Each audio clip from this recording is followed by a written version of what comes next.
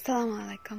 My sweet mobster ড্রামাটির 2 নম্বর এপিসোডের শুরুতে অ্যাম্বুলেন্সে করে জিওয়ানকে হসপিটালে নিয়ে যাওয়া হয়, আর ইউনহা খুবই গিল্টি ভাবে ওখানে দাঁড়িয়ে থাকে।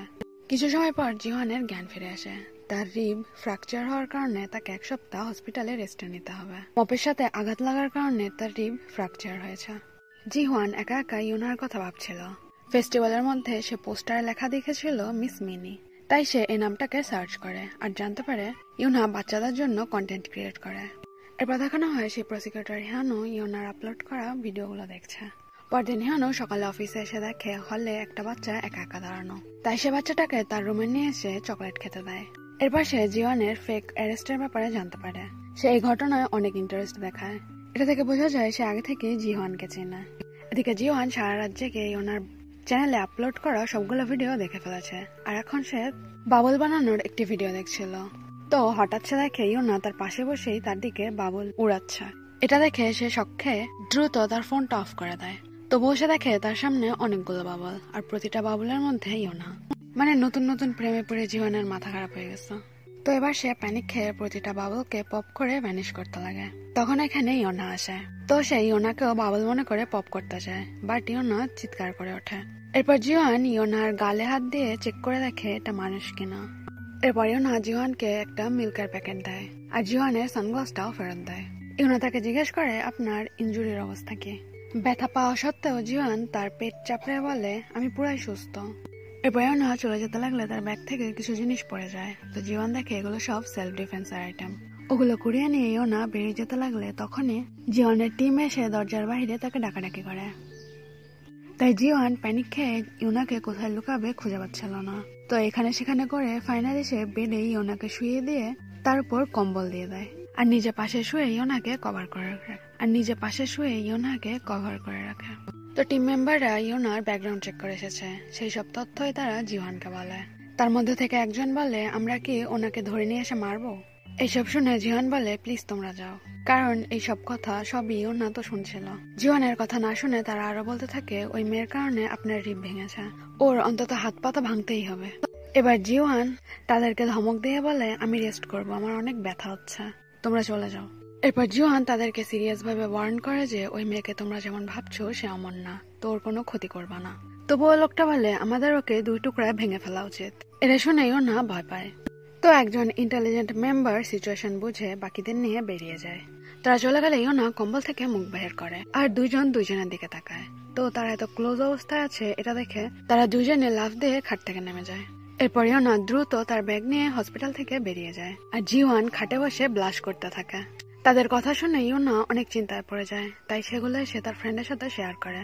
এইসব মারামারি কাটাকাটির কথা শুনে তার ফ্রেন্ডও অনেক ঘাবড়ে যায়। ফ্রেন্ডটা তাকে বলে কিছুদিন সাবধান থাকতে। তখন ইয়োনার ফোনে অনেক নোটিফিকেশন আসে। সে চেক করলে দেখে ওই দিনের ফেস্টিভ্যালের ঝগড়ার ভিডিও খারাপভাবে এডিট করে তার এজেন্সি আপলোড দিয়ে দিয়েছে। তাই বসের সাথে কথা বলতে ইয়োনা দ্রুত এজেন্সিতে আসে।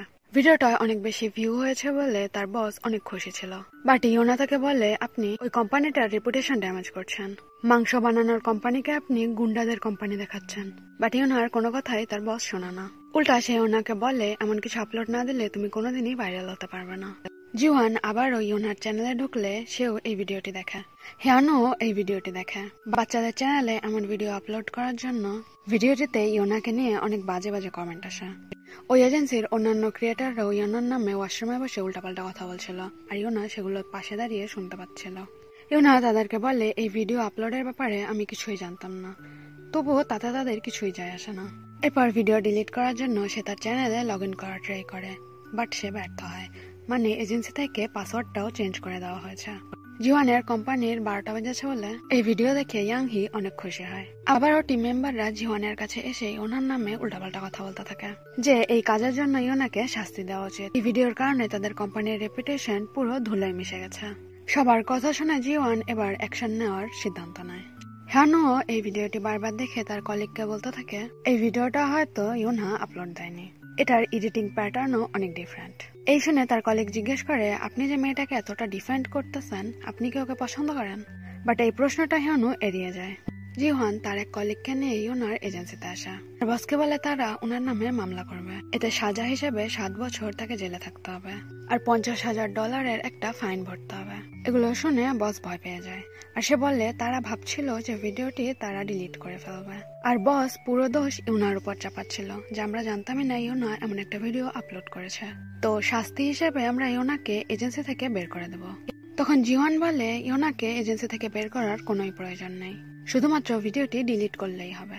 এটা শুনে তারা একটু অবাক হয়। এদিকে ইউনা এজেন্সিতে এসে ভিডিওগ্রাফারের টেবিলে অনেক খোঁজাখুঁজি করে ফেস্টিভ্যালের অরিজিনাল ফুটেজটা পায়, সেটা সে নিয়ে নেয়। এরপর জিওয়ান চলে যেতে লাগলে ইউনা এসে তাকে সরি বলে, আরো বলে আমি জানতাম না তারা এই ভিডিওটা পোস্ট করে, বাট এই কথা জিওয়ান বিশ্বাস করে না। সে ইউনাকে বলে টাকা ইনকাম করার জন্য তুমি এমন একটা কাজ করলা, তুমি আমাকে বলতো এই টাকা আমি তোমাকে দিয়ে দিতাম। আমার এমপ্লয়িরা অনেক কষ্ট করে এই প্রোডাক্টগুলি বানিয়েছিল, বাট তারা এখন সবার দ্বারা ক্রিটিসাইজড হচ্ছে। তুমি এখন বড়লোক হওয়ার দিকে ফোকাস করতে পারো। এই বলে জিওয়ান চলে যায় আর ইয়োনা হার্ট হয়ে ওখানে দাঁড়িয়ে থাকে। রাতে ইয়োনা যখন বাসায় যাচ্ছিল তখন সে দেখে তার এলাকার দোকান থেকে জিওয়ানের কোম্পানির সব খাবার বের করে দেওয়া হয়েছে, কারণ কাস্টমাররা এগুলো দেখে অনেক অভিযোগ করছিল। এদিকে জিওয়ানের এমপ্লয় তাকে জানায় সারা দেশ থেকেই সবাই প্রোডাক্ট ফিরিয়ে দিয়ে টাকা ফেরত চাচ্ছে। এ নিয়ে তারা সবাই অনেক চিন্তিত ছিল। পরদিন সকালে মার্কেটিং টিমে কল করে একজন জানায় আপনি কি ভিডিওটা দেখেছেন? এদিকে এজেন্সিতে ভিডিওগ্রাফারটা এসে ওনাকে জিজ্ঞেস করে তুমি আমার টেবিল থেকে সেই অরিজিনাল ফুটেজটা চুরি করেছো তাই না, আর ওটাকে আপলোডও করে দিয়েছো। বাট ইয়োনা এই কথাটা পুরোপুরিভাবে অস্বীকার করে। এরপর হসপিটালে বসে জিওয়ান সেই ভিডিওটি দেখে। ওই ফেস্টিভ্যালে সাধারণ মানুষেরা কিভাবে জিওয়ানের কোম্পানির লোককে ক্রিটিসাইজ করছিল এটাই মূলত এই ভিডিওতে ছিল। আগের দিন রাতে ইয়োনা এটা আপলোড করে দিয়েছে। জিওয়ানের একজন এমপ্লয়ি তাকে বলে ভিডিওটা আননোন একটা লোক আপলোড করেছে, বাট দেখে বোঝাই যাচ্ছে যে ভিডিওটা কে আপলোড করেছে। জিওয়ান তাকে জিজ্ঞেস করে তাহলে সে নিজের চ্যানেলে কেন আপলোড করেনি? এর উত্তরে এমপ্লয়িটা তাকে বলে হয়তো তার নিজের চ্যানেলে কোনো কিছু আপলোড করার অথরিটি নেই। আগের দিন ইউনার সাথে খারাপ ব্যবহার করার জন্য জিওয়ানের এবার গিল্টি ফিল হচ্ছিল। কিছু সময় পর হঠাৎ হসপিটালে সে ইউনাকে দেখে। তো ইউনাকে ফলো করলে সে দেখে অসুস্থ বাচ্চাদের রুমে অসুস্থ বাচ্চাদের গল্প শোনানোর জন্য সেখানে ভলেন্টিয়ার হিসেবে আসে। ইউনা যখন গল্প শোনাচ্ছিল জিওয়ান তার দিকে অনেক সুন্দরভাবে তাকিয়েছিল।